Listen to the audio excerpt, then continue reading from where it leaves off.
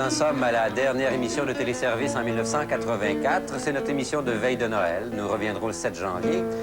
Et comme tout le monde, on attend le Père Noël. Il doit venir aujourd'hui à cette émission un peu nous expliquer sa perception et nous dire si on était sage ou non au cours de ce dernier automne. Et comme c'est une veille de Noël, ça prend toujours un peu de musique, ça prend un copain, un chum qui vient faire un peu l'ambiance. Et nous avons Claude Sirois. Salut, Claude. Salut. Ça va bien? Ça va très bien, merci. La guitare, c'est pas une nouveauté pour vous? Bon, ça fait 20 ans que je joue de ça, cette guitare. Ouais. Vous avez fait des spectacles, il y en a qui s'en viennent aussi, Oui, j'en ai un à la salle André Mathieu qui s'en vient le 25 janvier. Avec un groupe que vous avez... Oui, avec mon ensemble. Et puis ça devait avoir lieu le 14 décembre, mais à des raisons techniques, c'était remis au 25 janvier. Quelle sorte de musique? C'est toutes mes compositions, mais cette fois-ci, j'ai trouvé une façon à moi d'agencer guitare classique et guitare électrique. Alors, il y a de la batterie, il y a de la flûte, des synthétiseurs. Est-ce qu'on aura le plaisir de voir ça sur disque à un moment donné? Ça doit sortir au mois de février. Il n'y a pas de date précise, mais c'est dans le mois de février. Bien, Claude Sirois, merci d'être venu participer à notre petite fête de Noël. C'est au bout. OK. Il y a beaucoup de choses qui vont venir également au cours de cette heure à Téléservice Le Père Noël, évidemment, bien sûr. Mais il y a des cadeaux de dernière minute, c'est vrai. On a toujours pris avec des cadeaux de dernière minute des gens qu'on a oubliés. Lise Lebel s'est chargée de trouver, dénicher des petites choses qui peuvent peut-être dépanner pour les cadeaux de dernière minute pour ceux qu'on a oubliés. Mais d'abord, je veux aller vous présenter quelqu'un qu'on entend toujours au début de l'émission, mais qu'on ne voit jamais. C'est mon vieil ami Gilles Quenneville. Oui, Salut, salut Gilles. Salut, Claude. Ça va bien? Ça va très bien. Gilles, pour montrer un peu là, ce que ça donne à les idons à Téléservice aujourd'hui. D'abord, on a le micro devant nous, les écouteurs sur la tête, et on dit Télé Saucisse ce soir. À Téléservice. Téléservice Ouais. ce soir, puisqu'on va parler de bouffe, évidemment. Ben oui, justement, vous parlez de saucisses, Gilles. C'est que vous êtes le cuisinier de notre fête aujourd'hui, là. Oui, oui, on s'est improvisé un peu. Ben, j'ai quand même quelques années d'expérience là-dedans, la tourtière de chez nous, comme on dit. Tourtière du Saguenay. Oui, ou tourtière d'un peu partout. On verra ça tout à l'heure, ce que ça donne. D'accord. Il y a aussi Jeannette Biondi, à cette émission, qui a mis la main sur un courrier un peu spécial. Des gens qui parfois sont malheureux et qui écrivent et qui l'expriment. Guy Richer, Marc Laurando sont préoccupés de Radio-Québec, de l'avenir de Radio-Québec, de la publicité à Radio-Québec et ont un projet à soumettre impliquant du prestige avec des gens de prestige, Jean-Paul II, René Lévesque. Et également en éducation, devant une chronique très sérieuse sur l'écoute télévisée avec le professeur Léonard Lauzon. Et également, qu'est-ce qu'il y aura à cette émission? Oui, une petite histoire que je vais vous raconter, une histoire de Noël. Et puis le Père Noël, on l'espère, il sera là, il viendra au cours de l'émission. Mais Louise... Oui. Vous vous êtes occupée de la fête de Noël, de la petite histoire de la fête de Noël. Et vous nous avez préparé, comme on le fait souvent quand on est réunis dans une petite fête, un petit jeu questionnaire. Est-ce que ça vous fait peur? Oui, mais en même temps, on sait que... Êtes-vous nerveux? On va... Comment pas du tout? Attention, j'ai des surprises pour vous autres. Est-ce que... alors, donc, Allez-y. Pas plus de préambule, Non, non. on commence tout de suite. Alors, voici ma première question. Comme les fidèles lecteurs d'Astérix le savent, nos ancêtres, les Gaulois, cueillaient le gui pour marquer l'arrivée de la nouvelle année. Par la suite, on a attribué aux branches de houx les mêmes propriétés quelque peu superstitieuses. Et ma question, c'est nommer l'une de ces propriétés, ou enfin, superstitions, au Du sujet du gui ou du houx. C'est bon pour les amoureux? Oui, on aurait dû avoir peur. C'est pas le démon? C'est bon pour les amoureux? Oui, un baiser échangé sous le gui suspendu à l'encadrement d'une porte est un présage de longue vie et de bonheur pour tous les amoureux. Et il y a autre chose, si vous faites brûler une branche de gui dans la cheminée la nuit de Noël, la maison sera protégée toute l'année du mauvais sort. Ah, bien. Ça chasse les sorcières. Bon, là, je vais m'adresser aux gens qui sont placés à ma gauche. Donc, Les gens de la gauche. Yves et Jeannette. Yves et Jeannette, attention, c'est à vous. Écoutez bien, de quel auteur est cet extrait? Des cloches, des étoiles, des bebelles, du papier crêpé, des anges, des Santa Claus et la crèche à côté du sanctuaire. Un beau Noël de même, c'est point fait pour tout pauvre monde. Oh, ben, ça doit bien être Anthony de Maillet avec l'accent que vous avez là. C'est facile, Mais alors, dans laquelle de ces œuvres? Un homme et son péché. Non.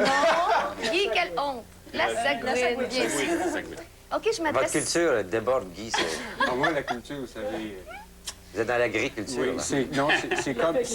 c'est comme la framboise, à la confiture. Et moins t'en as, puis plus tu l'étends. Venez-vous d'Acadie? Oh, c'est gagnant, l'Acadie. Gagnant. Arichat, dans ce coin-là. Je m'adresse maintenant à Yves Mondoux. Oui, OK. Alors, Yves, nommez-nous 3 chansons de Noël. Ah, ben minuit chrétien, mon beau sapin, sainte nuit ou douce nuit. Oui, oui, il y en a tellement. Oui, C'est assez il y en a facile. tellement. Mais j'ai une autre petite sous-question un Ouais. peu plus complexe. Oui, quoi? Chantez-nous un extrait d'un chant de Noël, mais de votre choix. Allez-y. Oh, mon Dieu. De mon choix, moi, j'avais été fortement impressionné par Petit Papa Noël, je peux? Petit Papa Allez-y, Noël. allez-y. Oui. Yves. J'ai les notes et tout, encore. Petit Papa Noël, quand tu descendras du ciel avec des jouets par milliers, n'oublie pas mon petit soulier.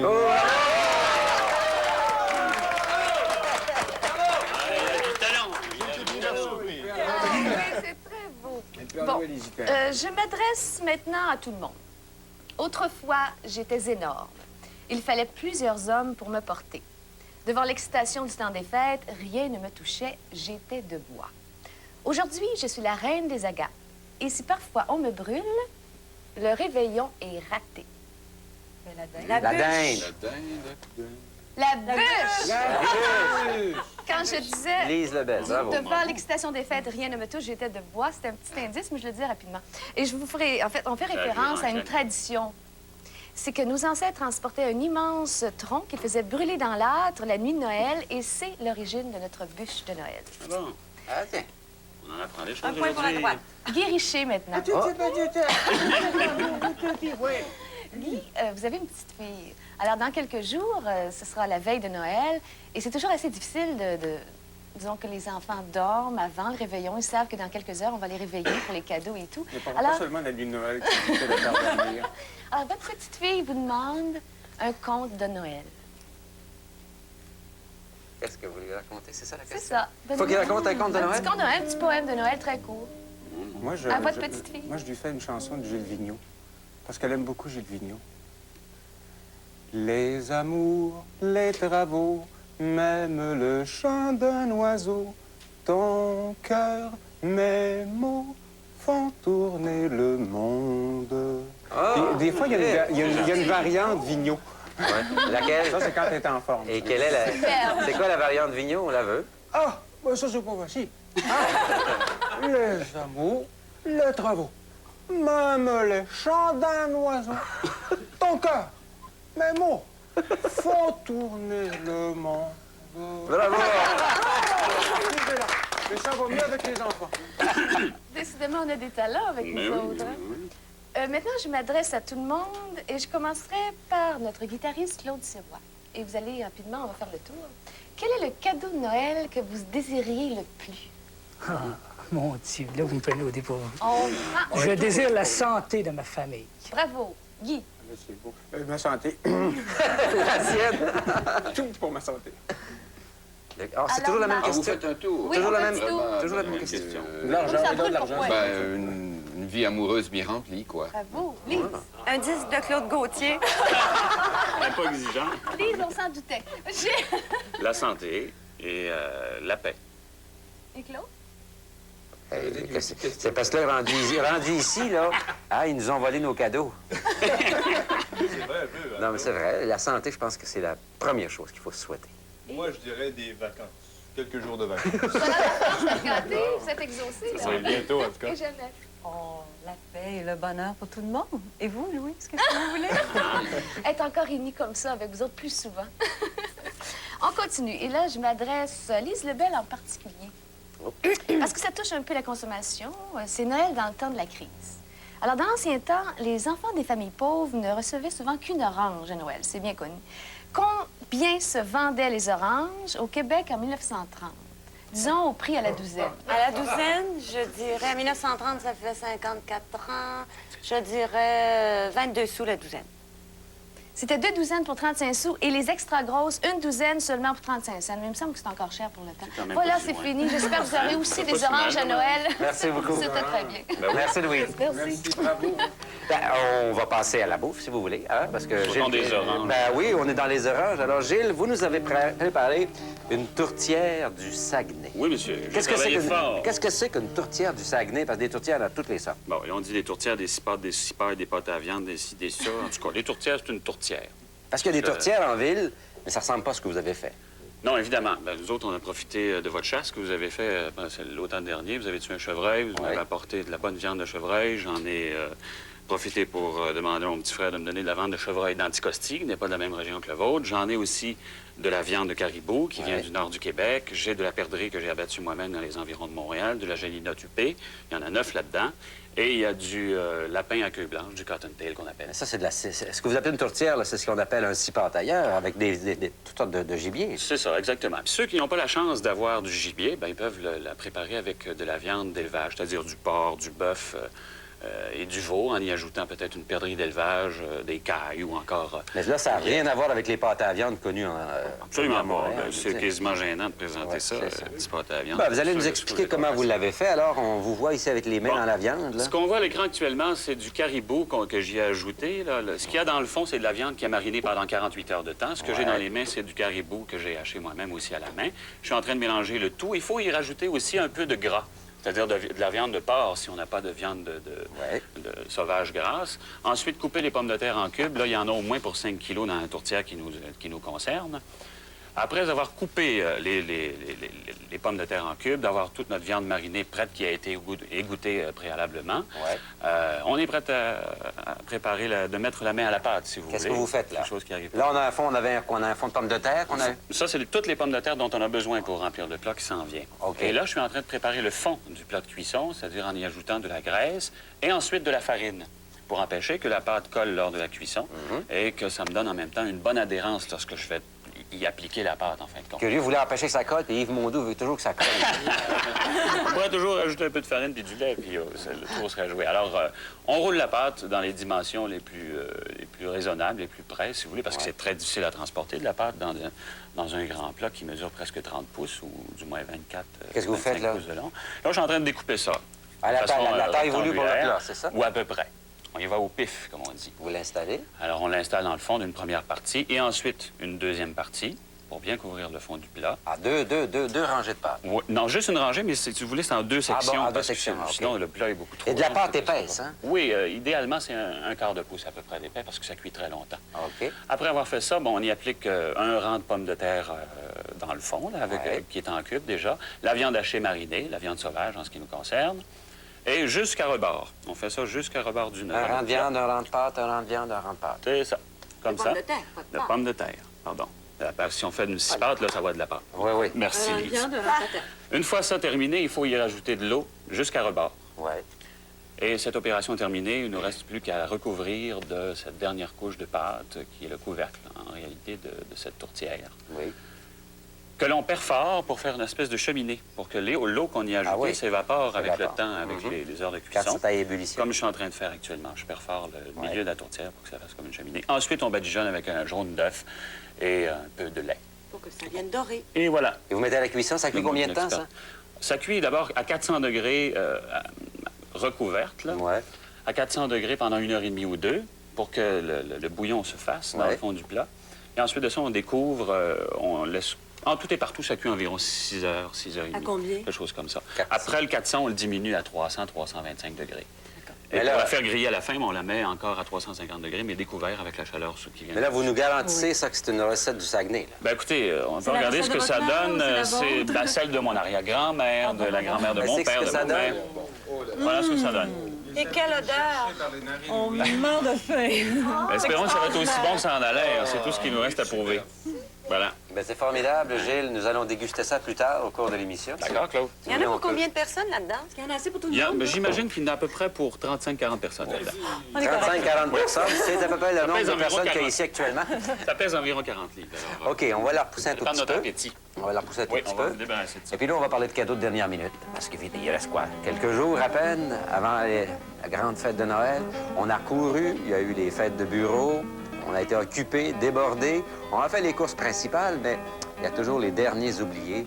La gardienne, le petit cousin, il faut trouver des cadeaux de dernière minute. Alors, Lise Lebel est allée fouiller dans des endroits où on peut trouver des cadeaux, de fun, amusants, et qui ne coûtent pas trop cher, dans les pharmacies, les dépanneurs, les grands magasins, que sais-je. Lise, vous avez des petites suggestions à nous faire? Effectivement, et ce sont des endroits, Claude, où on ne va pas très souvent pour acheter des cadeaux de Noël, bon, parce qu'on a du temps, on s'y est pris à l'avance, là. Mais si on regarde de près dans les épiceries, dans les tabagies, dans les épiceries, on peut trouver des petites choses amusantes. Entre autres, il y a beaucoup d'assortiments de petits pots de gelée, tout aussi jolis les uns que les autres, soit des gelées, soit des confitures. Alors, ça se donne bien à grand-maman ou à grand-papa qui prend le thé l'après-midi, peut-être, là. Il y a également une grande mode aux tisanes. On sait que de plus en plus de gens prennent des tisanes et ça aussi, ils s'en vendent de toutes les sortes. Jeannette nous en a parlé souvent au cours de la saison. Il s'agit de les mettre dans des petits pots de verre et puis, bon, un petit chou, un petit ruban et puis ça fait un joli cadeau et ça coûte... Tout ça, ce que j'ai apporté, coûte à peu moins de 10 $. Ça, on trouve ça généralement dans quel genre de magasin? Dans ça? les épiceries, Claude. Dans les épiceries, oui, on oui, trouve dans ça. les épiceries. On suggère aussi, moi en tout cas, j'adore ça, recevoir une belle bouteille d'huile et une belle bouteille de vinaigre, une vinaigre de framboise et de l'huile à l'estragon, par exemple. Ça se donne très bien. Souvent, c'est cher à acheter. On achète de l'huile un petit peu moins dispendieuse. Bon, alors ça aussi, ça se donne bien. De même que des pots de moutarde, de la moutarde au citron, de la moutarde à la basilic, bon, etc., etc. Ouais, c'est vrai. Bon. Ensuite, il y a maintenant dans toutes les épiceries des plantes, toujours. Alors ça, on se trompe pas. Les gens n'ont jamais assez de plantes. Ben, il est beau, celui-là. Oui, c'est joli, hein? Oui, il est ainsi. Ben, Et vous vous souvenez, Guillaume, je dis que... touchez, Jeannette. Je voulais savoir s'il est vrai. Voilà. Allez-y, touchez-y, Jeannette. Ça pique C'est pas un beaucoup. vrai? Ça pique pas beaucoup, par Non? exemple. Pas Voilà. vraiment? Donc, dans les épiceries, on peut trouver aussi une autre très bonne idée. Si vous avez un ami gourmand qui aime, par exemple, votre sauce à spaghetti, alors mettez-lui dans un panier d'osier tous les ingrédients pour faire votre sauce à spaghetti avec un ruban, puis glissez une bouteille de vin et votre faites-le recette pour dans le lui. panier en osier. Non, non, non, il le fera lui-même. C'est une suggestion aussi. Ensuite, bon, qu'est-ce que j'ai d'autre? On va passer peut-être ailleurs qu'à l'épicerie, là. Oui, vous avez dans les dépanneurs, les pharmacies qu'on peut trouver des choses. Oui, bon, dans les pharmacies, souvent, on donne un petit sac de cosmétiques, par exemple. On le donne vide. Alors, pourquoi ne pas mettre un beau savon dedans ou des pinceaux de maquillage, par exemple? Il y a beaucoup d'assortiments de savons. Il y en a de toutes les sortes, Ah, de c'est toutes les joli. couleurs. Ça Ce ressemble à des sont des coquilles. coquillages. Mais au lieu de les laisser dans la boîte, on peut les inclure dans un petit sac de maquillage, par exemple. Dans les pharmacies aussi, on trouve souvent des papiers à lettres, on trouve, souvent aussi, ce qu'on peut acheter, c'est un savon, une débarbouillette et une serviette, les trois en même temps, la même couleur, ça fait joli, puis ça se donne bien, c'est pas cher. Ce que j'ai entre les mains ici, c'est quoi? C'est un agenda, ça? On trouve Oui, ça, bon, ça... au dépanneur, un peu partout. Au dépanneurs, dans les tabagies, dans les pharmacies, il y en a une multitude d'agendas. Vous avez l'agenda astrologique, Oui. j'en ai d'autres ici, Claude. Il y a l'agenda gastronomique, il y a l'agenda des Weight Watchers, il y a, bon, enfin, Louise Fa. Ça, c'est pour moi, oui, Ah oui, pour effectivement. la grosse Lise. C'est pour la grosse Lise, oui. Pour les enfants également, dans les magasins du coin, là, on retrouve ces décalques. Souvent, les enfants, on leur en donne pas, Noël. Les enfants adorent les décalques, des petits livres à colorier, des crayons, de cire, de la peinture à l'eau, enfin. Vous savez qu'est-ce que c'est là-bas, ça? Ouais, ben ça, c'est vraiment pour Montrez-moi. les tout petits bébés. Montrez-moi ça. Ce Attendez sont un petit des peu. Je vais voir livres, ça de Claude. près. Voulez-vous que je l'ouvre? Oui, je vais voir ça de près. On avait déjà montré à Téléservice, je pense. Ce sont des livres en plastique qui vont dans le bain. Pour les bébés, là. Vraiment, On leur ça, c'est apprend pour à les lire petits dans le bain bébés. déjà, c'est bien ça. Alors, à qui je le donne? Non, mais ils se font les dents à travers ça. Ah oui, oui, oui. Absolument Est-ce que ça flotte? aucun danger. Ça flotte dans le bain. Les bébés s'amusent beaucoup avec ça dans le bain. Louise a parlé de la fille Guy tout à l'heure. Est-ce qu'elle est d'âge... Non? Ah, plus vieille que ça. Oui, plus vieille un petit peu. Plus vieille, non? Elle est plus vieille que Elle ça. passe ses lectures. Elle va écrire dedans, probablement, alors. Et Très Alors, si elle veut écrire, on peut lui offrir les crayons, Ah oui, peut-être? ça, par exemple. Hein? Ça, j'adore ça. Évidemment, il y a aussi la revue qu'on donne à quelqu'un en lui disant qu'il y a l'abonnement pour l'année. Une revue qu'il aime, c'est un chasseur, bon, sentier chasse-pêche, etc. Ouais. Il y a également, et Louise nous donne à longueur d'année des suggestions, on peut donner des billets pour le théâtre, on peut donner des billets pour le cinéma, pour un concert. Ça aussi, c'est très apprécié. Mon Dieu, qu'est-ce qu'on peut donner en plus? Attendez, j'ai toute ma petite... Des billets d'avion. Ben, moi, je m'inscris sur votre liste de cadeaux. Oui, j'espère que vous nous avez pas oubliés.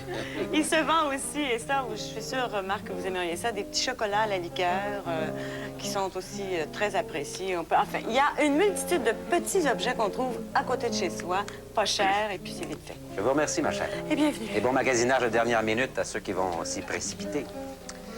Noël, on l'a beaucoup dit, c'est bien sûr la fête de l'amitié, la fête du partage. Sauf que nous avons reçu plusieurs téléphones et je suis convaincu qu'il y en a beaucoup qui reçoivent ces appels téléphoniques de gens qui ne savent que faire à Noël, qui sont un peu malheureux.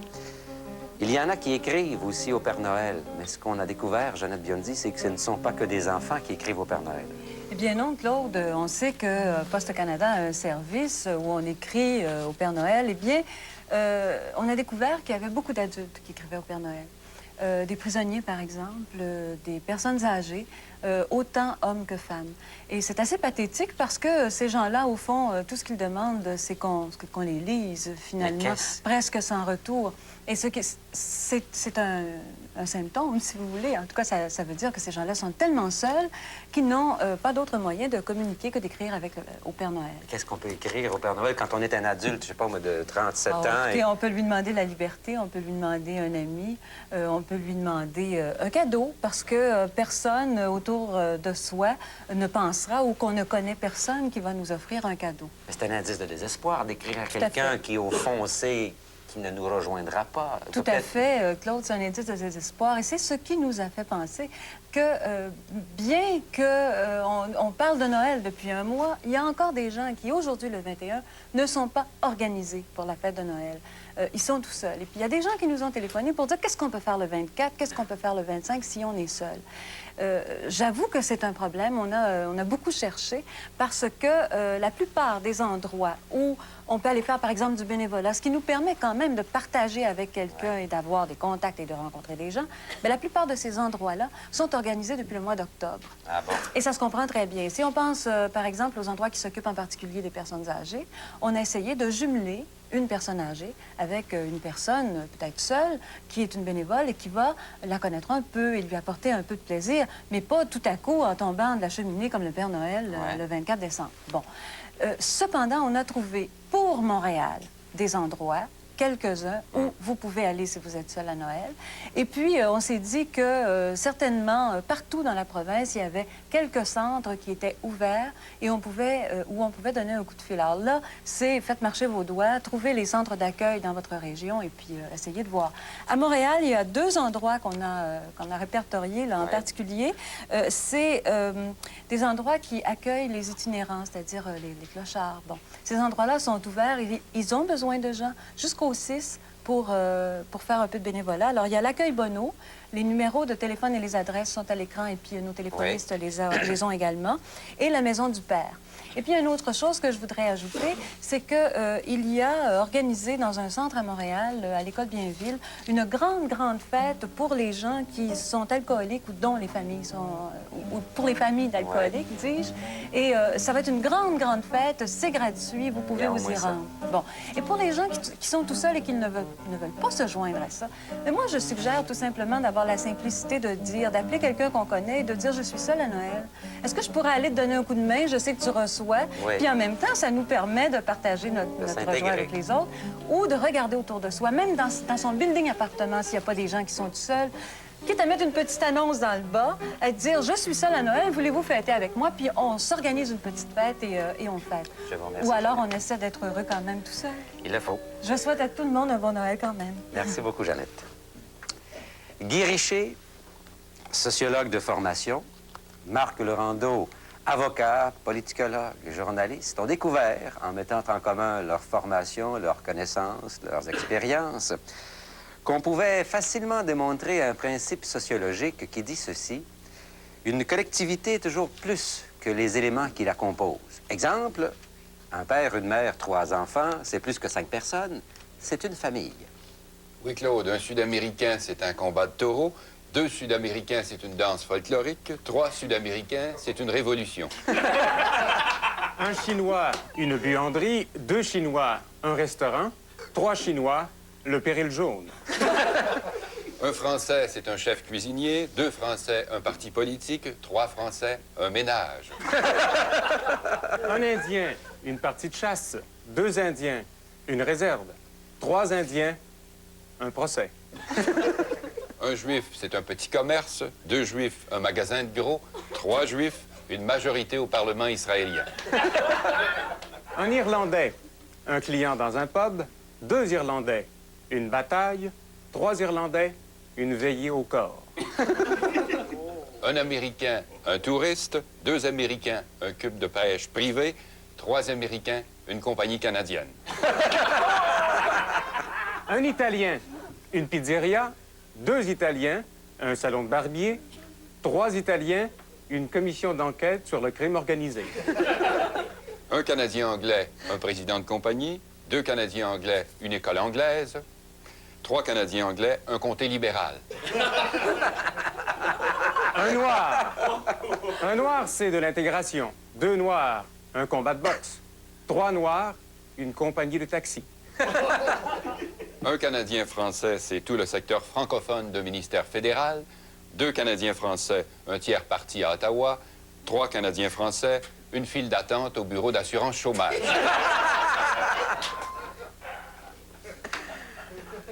Vous regardez sans doute la télévision, bien sûr, ça paraît simple, regarder la télévision.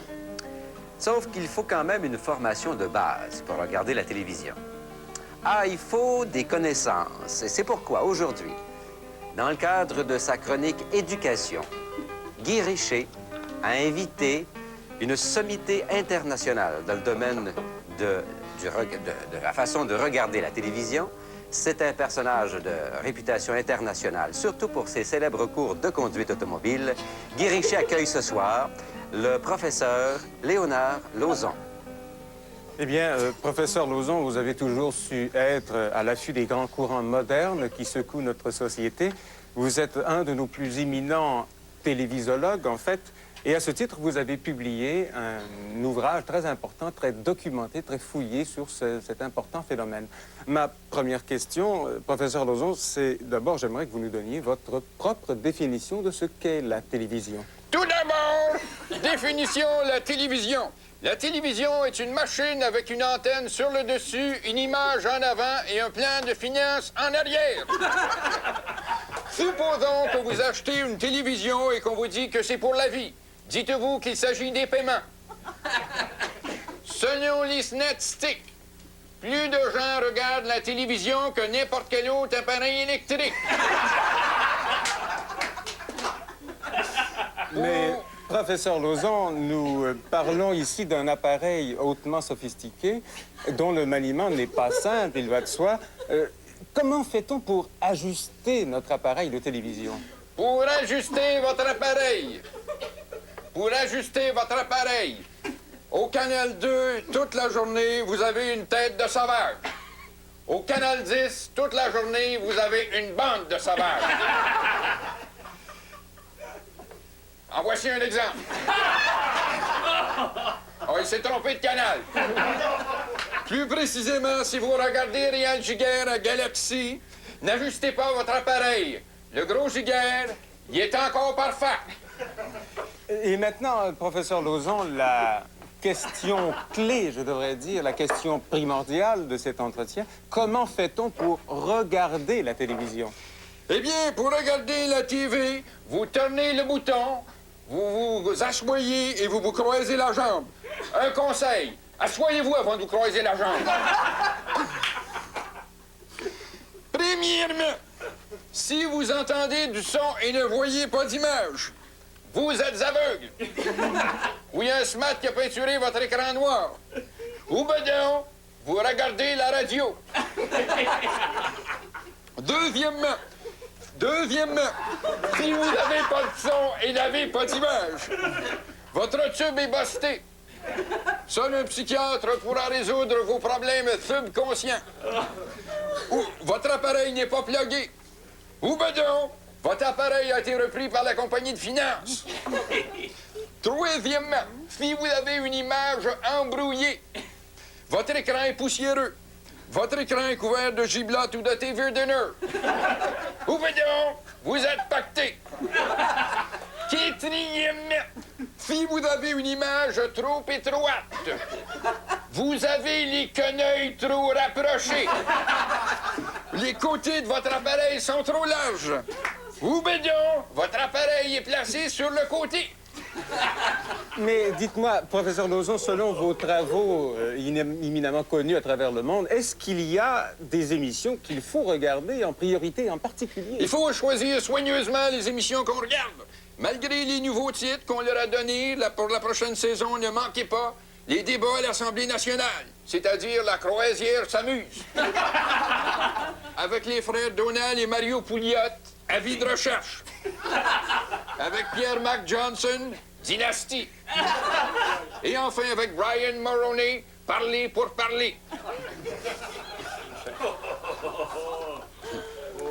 Depuis quelques mois, depuis le début de l'automne, un grand débat s'est engagé dans l'actualité sur la publicité à l'antenne de Radio-Québec pour financer ses opérations. Marc Laurando s'est intéressé à la question. Mais la meilleure façon, en fin de compte, pour Radio-Québec de conserver sa mission éducative, mais quand même d'obtenir des revenus, c'est de faire de la commandite de prestige. Et justement, pour livrer des messages de prestige, quoi de mieux que des personnalités prestigieuses? Ainsi, Jean-Paul II, pape de profession, se ferait le porte-parole d'une agence de voyage. Singapour, Hong Kong, Katmandou, Cap de la Madeleine, Sainte-Anne-de-Beaupré. Venez goûter les sols les plus exotiques du monde grâce à l'agence de voyage Solbec. Nous téléphoner, c'est déjà entr'ouvrir la porte du paradis. Vous allez bronzer à la simple lecture de notre brochure Soleil intitulée L'Osservatore Pedalo. Sur chaque vol dominical, notre offrande cinématographique est le film Le Jésuite et le Dominicain. Un film, évidemment, en noir et blanc. Aussi, nous offrons un service complet et exclusif aux partants pour le grand voyage. Pèlerins désireux de plonger dans les vestiges du passé, Schefferville vous offre ses curiosités. Son architecture passéiste ne cesse de surprendre l'œil médusé du visiteur.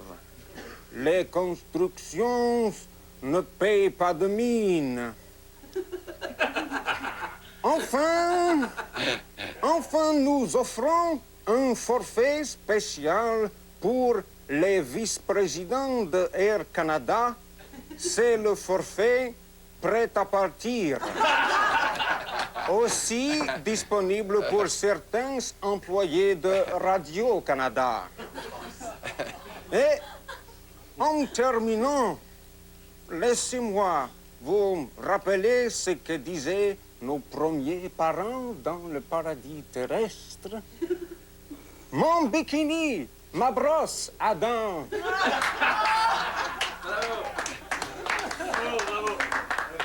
Pierre-Éliott Trudeau est un spécialiste de la paix mondiale. L'ancien premier ministre aime dialoguer avec les peuples démunis. On pourrait l'imaginer à l'émission Nord-Sud, vendant aux dirigeants du tiers-monde sa constitution. Très honorable dictateur, messieurs les présidents, les premiers ministres, chefs d'État ou de tribu,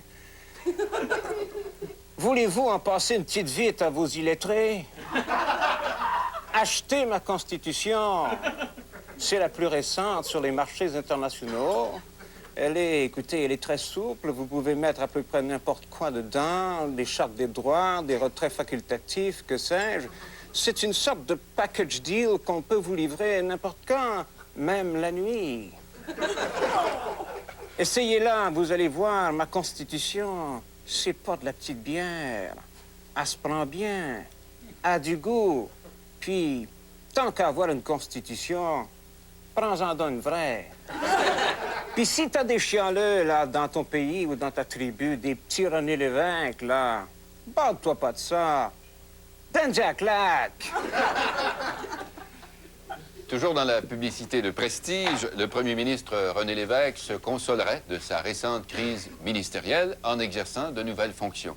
Il ferait désormais la publicité pour une importante maison de frais funéraires.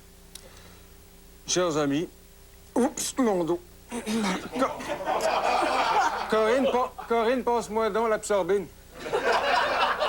Bon, excusez-moi. Chers amis, je vous parle aujourd'hui au nom du salon funéraire Lévesque et Sans Chagrin.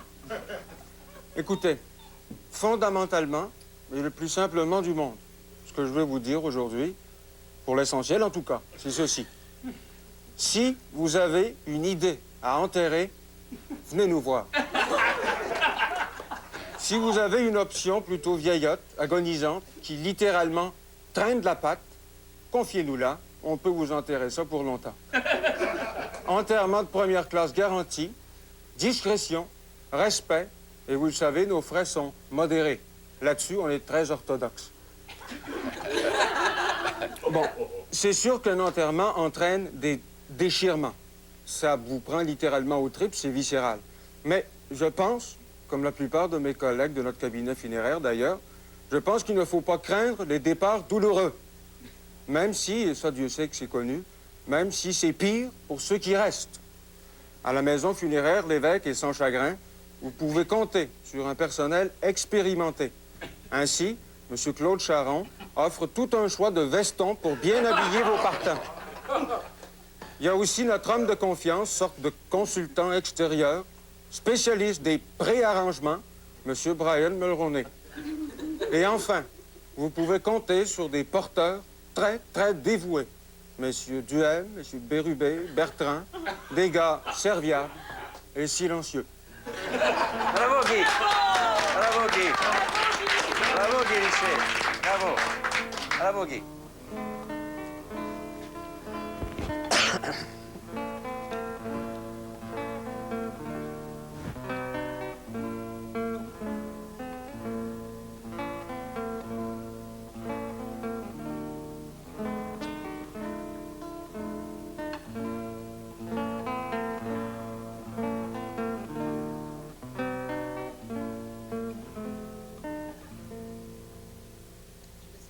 Il y a quelques années, quand on a commencé à travailler ensemble avec Louise, Jeannette Aimé, là, il y a 4-5 ans, vous nous aviez raconté une histoire qui s'était passée chez vous, une histoire vraie qui nous avait pas fait rire, loin de là, comme Guy et Marc viennent de le faire, mais qui nous avait même presque fait pleurer. J'aimerais ça que vous la racontiez à notre public ce soir.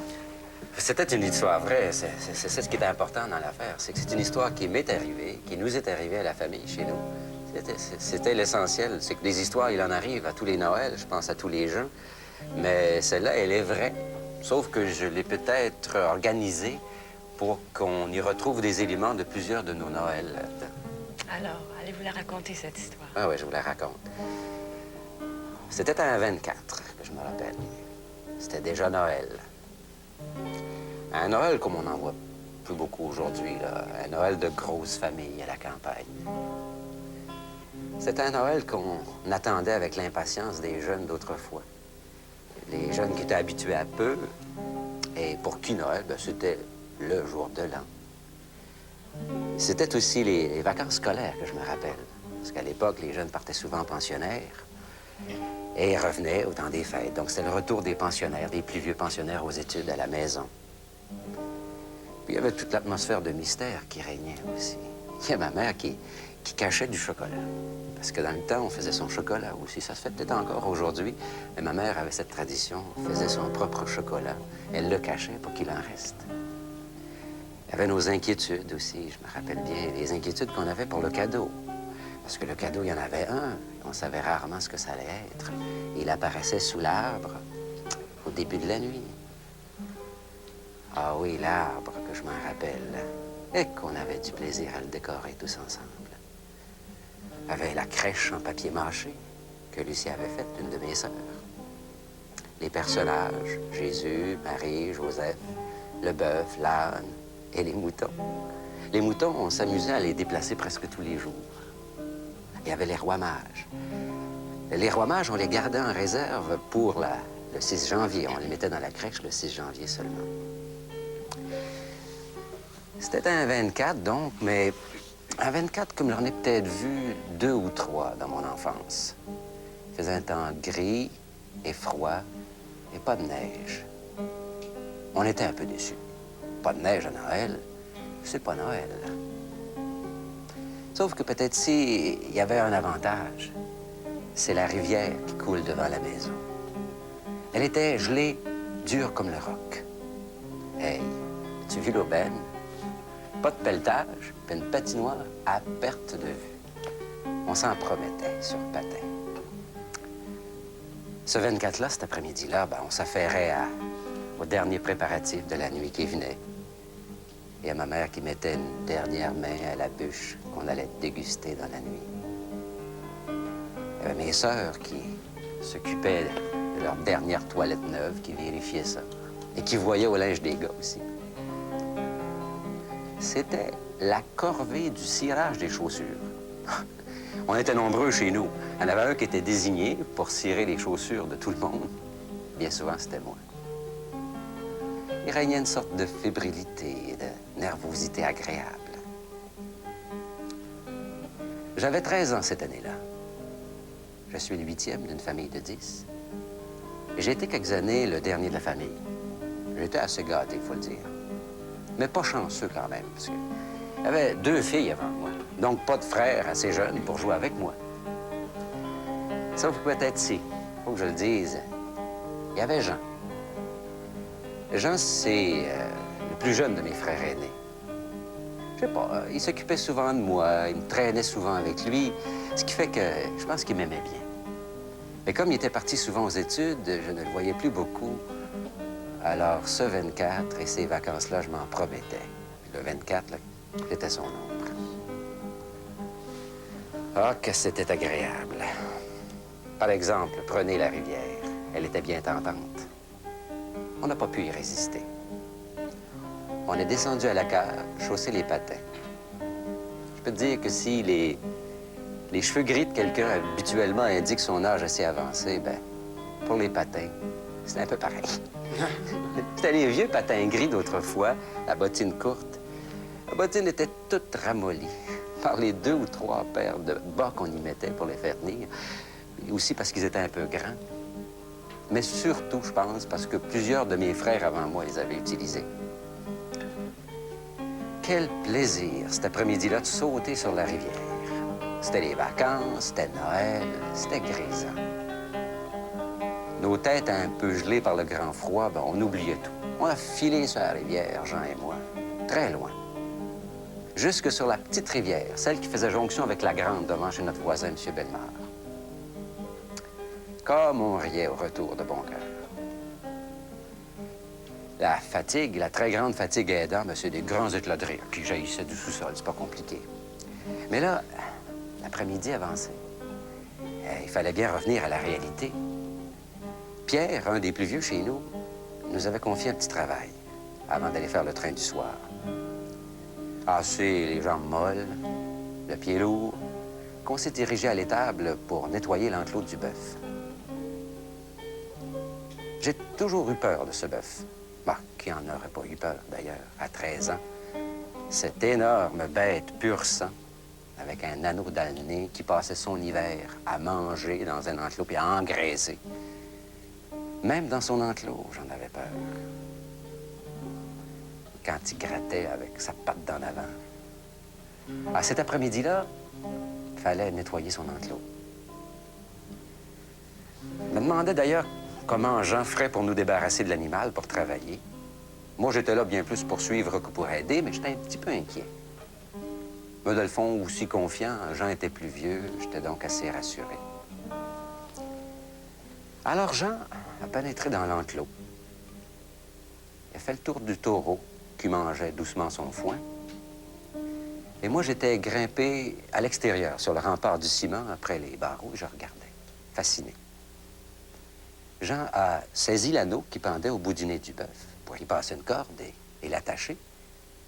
Mais d'un brusque coup de tête, l'animal s'est libéré. Et comme un éclair, il a foncé tête baissée. Un vrai bulldozer.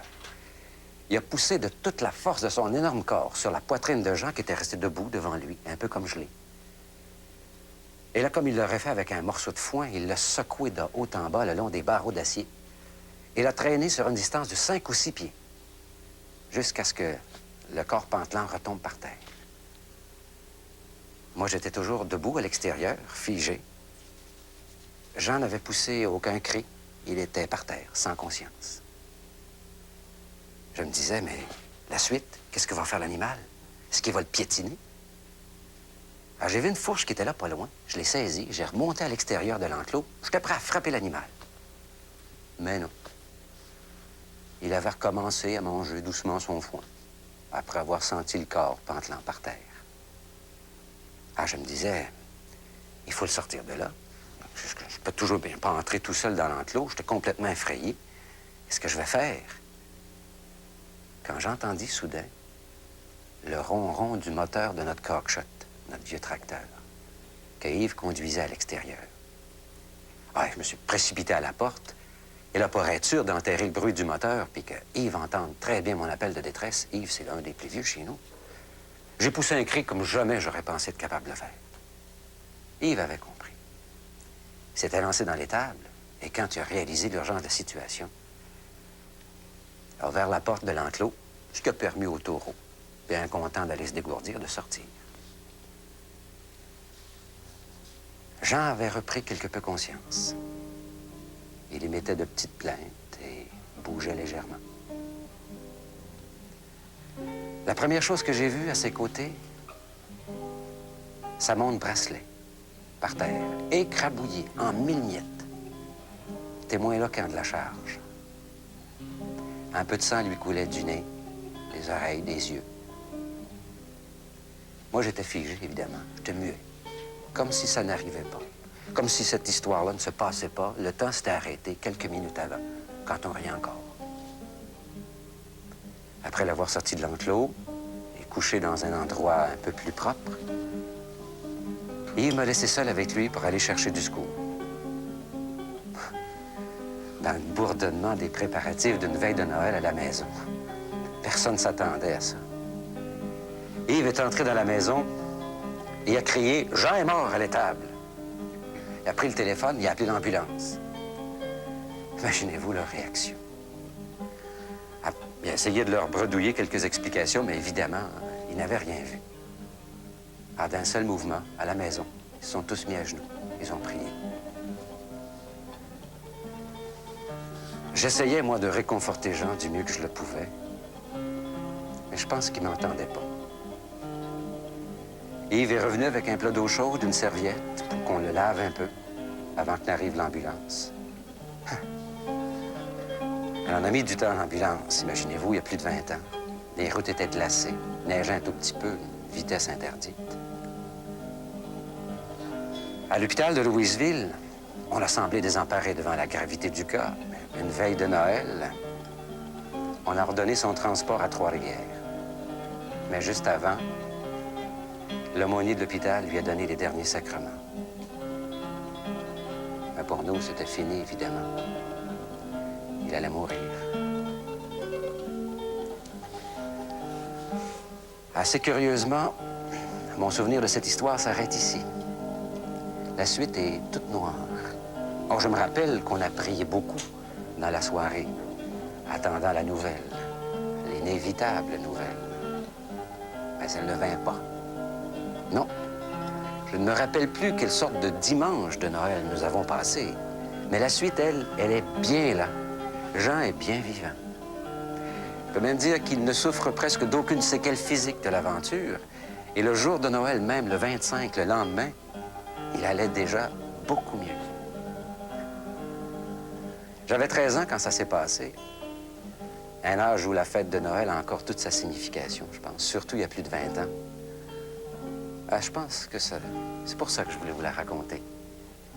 Mais quand j'y repense aujourd'hui, que je revois toute cette histoire et je vois la façon dont elle se termine, je me dis que si ça s'est si bien passé, c'est que tout doit bien finir à Noël. Merci, Claude.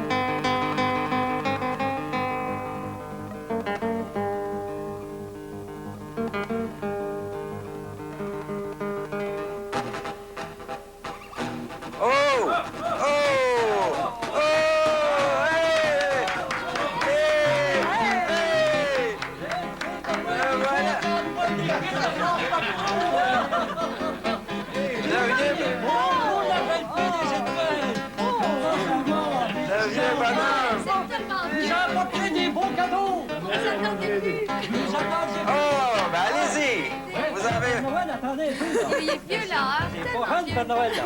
Bon, c'est bien, ça. La petite fille des étoiles, je pensais. Jamais notre prof qui était si belle, hein?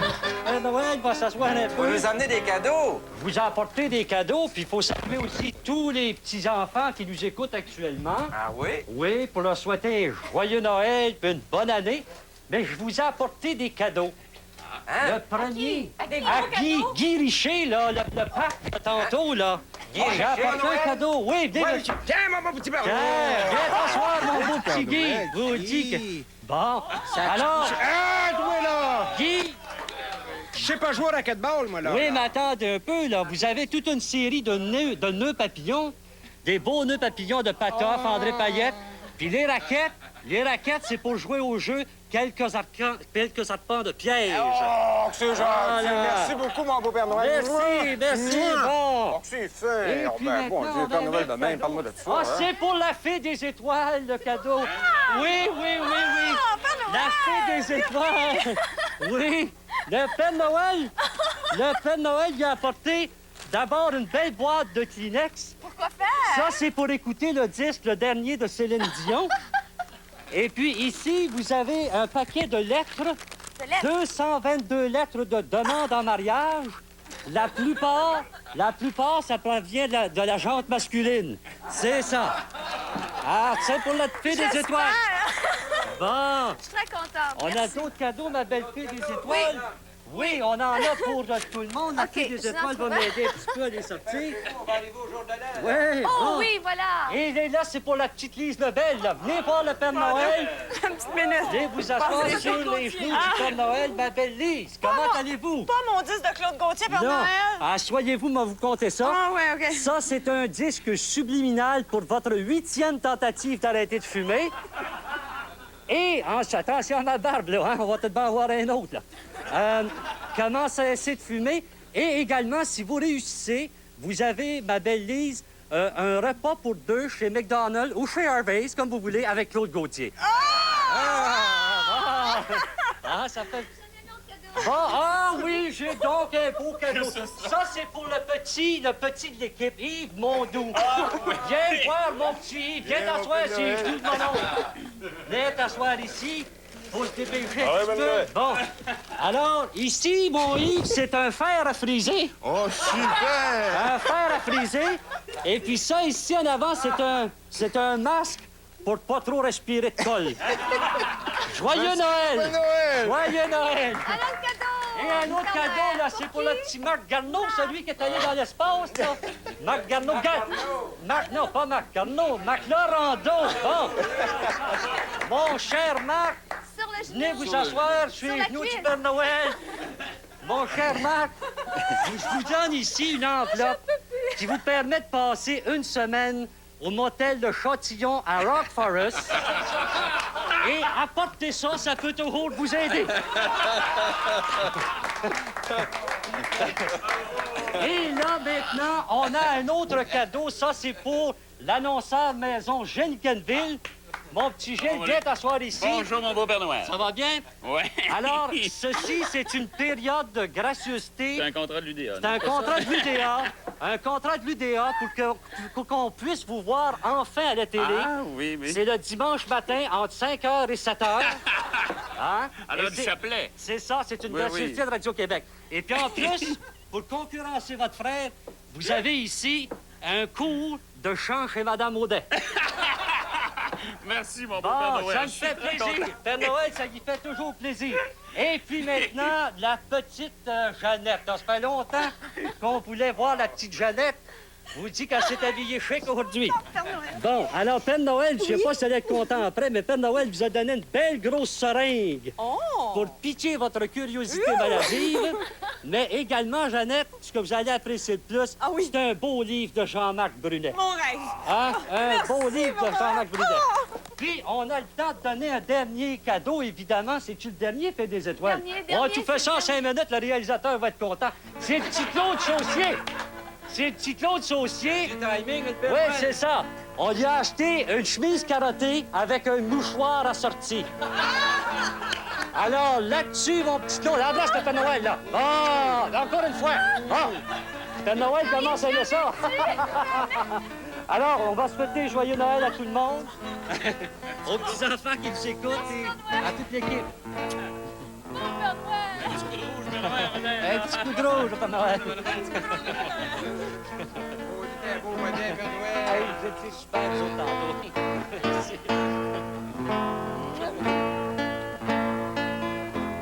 Demain, une autre émission inoubliable de Noël 84. Parler pour parler. À la table de l'animatrice Jeannette Bertrand, on reverra ses invités vedettes Michel Tremblay, Denise Filiatro, Doris Lucier, André Boucher et Ginette Renaud. À demain, 20h.